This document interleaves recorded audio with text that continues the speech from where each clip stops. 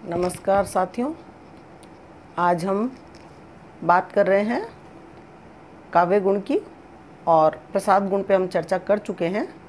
आज माधुर्य गुण के विषय में बात करेंगे। जैसा कि नाम से ही हमको समझ आ रहा है थोड़ा थोड़ा, माधुर्य अर्थात मधुरता, यानी कि जो मीठा लगे।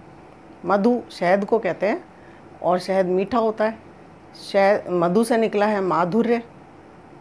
तो ये विशेषण पढ़े होंगे ना आपने, माधुर्य यानी कि मीठापन। तो जहाँ कहीं काव्य में मीठापन लगे, मन को अच्छा लगे, मधुर लगे, तो वहाँ पर माधुर्य गुण होता है। परिभाषा देख लेते हैं। जिस काव्य रचना को पढ़कर चित्त द्रवीभूत होकर आनंदित हो उठे, हृदय में उल्लास का संचार हो उठे, तो वह रचना माधुर्य गुण युक्त रचना मानी जाती है। तो समझ में आ गया हमको कि मन को अच्छा लगे। द्रवीभूत होना यानी तरल हो जाना, अर्थात मन जो है वो काव्य रचना के साथ साथ ही बहने लगे। तरल का गुण होता है बहना, यानी हम इतना खो जाएं, इतना डूब जाएं उस रचना में, अपने आप को उसके साथ में जोड़ लें, आत्मसात कर लें, तो वो माधुर्य गुण युक्त रचना कही जाएगी। एक विशेषता इसकी बता देते हैं कि यह माधुर्य गुण जो है ये शांत रस में,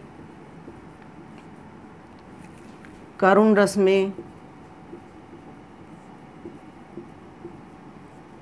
श्रृंगार रस में, सबसे ज़्यादा श्रृंगारिक पदों में तो मिलेगा ही मिलेगा आपको, श्रृंगार रस में और वात्सल्य रस में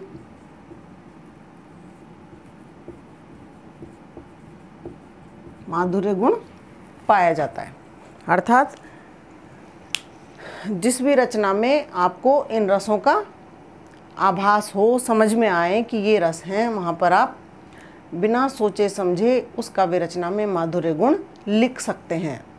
व्याख्या में लिखना होता है ना आपको, सौंदर्य पक्ष जब आप लिख सकते हैं, कला पक्ष जब आप लिखते हैं, तब उसमें आपको भाषा पे बात करनी होती है कि भाषा कैसी है, कौन सी भाषा है, कौन सा गुण है, कौन सा रस है, कौन सा छंद है, कौन सा अलंकार है। तो यह सब हमको उसमें लिखना होता है। तो जिस भी रचना में ये सारे रस होंगे, वो रचना जो है वो माधुर्य गुण युक्त रचना मानी जाती है। आइए उदाहरण देख लेते हैं हम। पहला उदाहरण देखिए, अलंकार में भी आपने ये उदाहरण पढ़ा होगा। चारु चंद्र की चंचल किरणें खेल रही हैं जल थल में।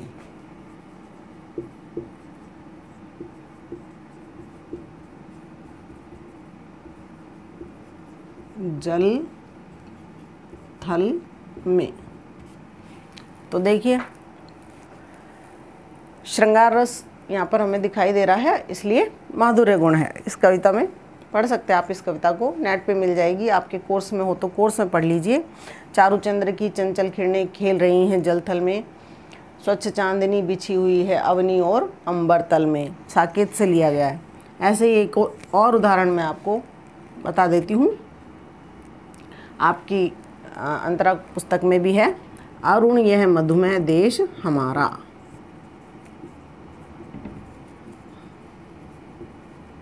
अरुण यह मधुमेह देश हमारा, पूरी कविता है आपके पाठ्य पुस्तक में। जहाँ पहुँच अनजान क्षितिज को मिलता एक सहारा। तो शांत रस है, अतः माधुर्य गुण युक्त रचना है। उदाहरणों की कोई कमी नहीं है, आप स्वयं अपनी पाठ्य पुस्तक में ढूंढेंगे तो बहुत सारे उदाहरण आपको मिल जाएंगे। वात्सल्य रस की रचना भी आपके पाठ्य पुस्तक में है, अंतरा में। जो तुलसीदास वाले पाठ में जो है, जननी निरखत बाण धनुहिया।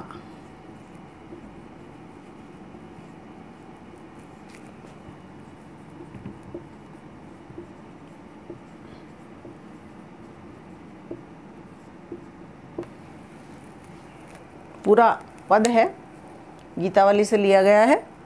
कौशल्या माता जो है, श्री राम जब वनवास चले जाते हैं तो उनके छोटे छोटे धनुष बाण को देखकर उनको याद करती हैं। वात्सल्य रस इस रचना में हमें दिखाई दे रहा है, अतः माधुर्य गुण है। और श्रृंगारिक रचनाएं तो बिहारी जी की बहुत सारी हैं, किसी में भी आप देख सकते हैं। कहत नटत रीझत खिजत मिलत खिलत लजियात, भरे भौन में करत है नैनन ही सो बात।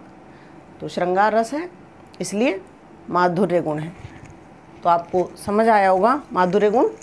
एक गुण और रह गया है, देख लेते हैं। पहले वीडियो में मैंने आपको बताए थे कि गुण जो हैं उनके भेद प्राचीन समय में कई सारे माने गए थे। कई साहित्यकारों ने 10 गुणों की संख्या मानी है, परंतु अंततः बहुत चर्चा होते होते होते होते और आखिरी में 3 मुख्य गुण मान लिए गए, प्रसाद गुण, माधुर्य गुण और तीसरा है ओज गुण।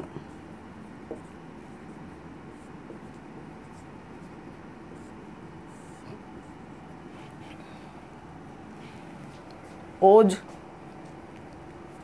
जो भी कोई भी चीज़ जिस पर आप ध्यान देना चाहें, आपको परिभाषा वगैरह ध्यान नहीं हो, याद नहीं आए, तो आप उसके नाम पर थोड़ा सा ध्यान केंद्रित कर लें तो आप स्वयं उसकी परिभाषा निकाल सकेंगे।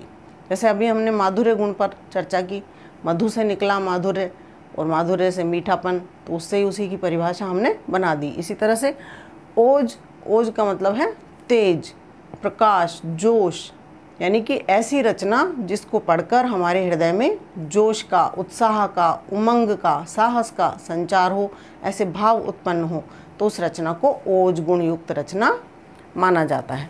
तो ये इसकी परिभाषा हो गई, लिख लीजिए। जिस काव्य रचना को पढ़कर, जिस काव्य रचना को पढ़ने या सुनने से हृदय में जोश, उत्तेजना, उमंग, उत्साह आदि भावों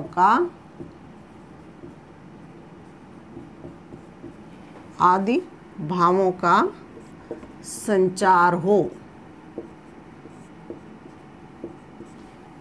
वह रचना ओज गुण युक्त मानी जाती है।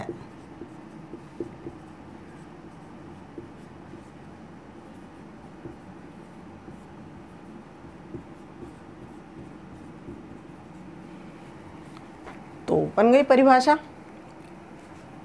एक बात और बता दें कि ओज गुण जो है वो कौन कौन से रसों में पाया जाता है। ओज गुण मुख्य रूप से आपको वीर रस में, भयानक रस में,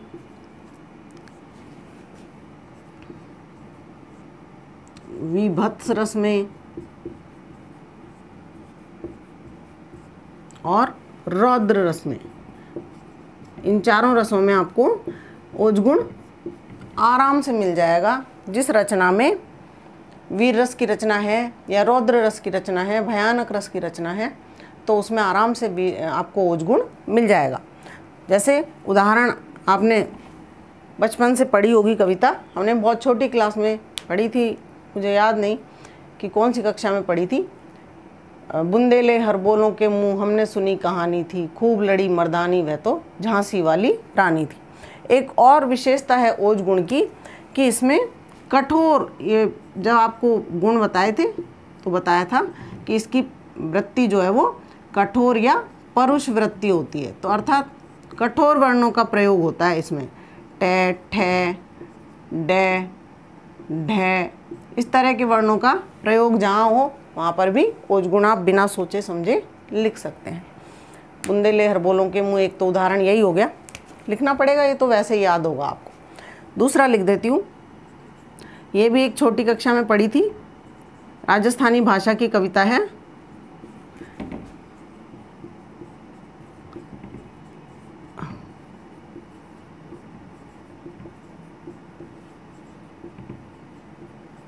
अरे घासरी रोटी ही जद बन बिलावड़ो ले भाग्यो,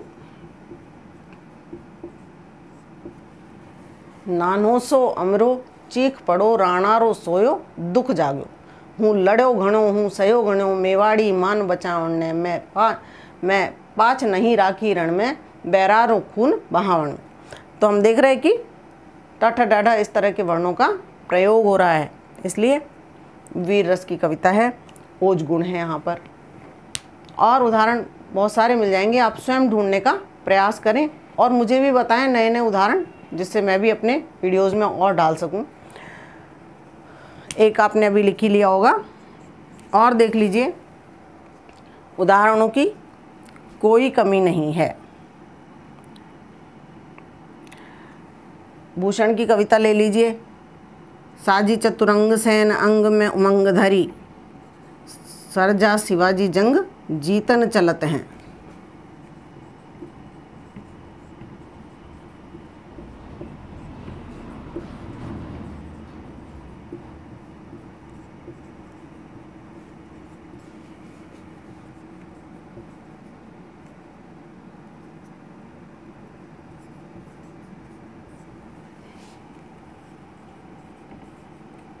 सरजा शिवाजी जंग जीतन चलत हैं। अगली पंक्ति है, भूषण भनत नाद बिहद बिगारण के, नदी नद मद गैब रन के रलत हैं। ऐल फैल खैल बैल खलक में गैल गैल, ऐल फैल खैल बैल खलक में गैल गैल,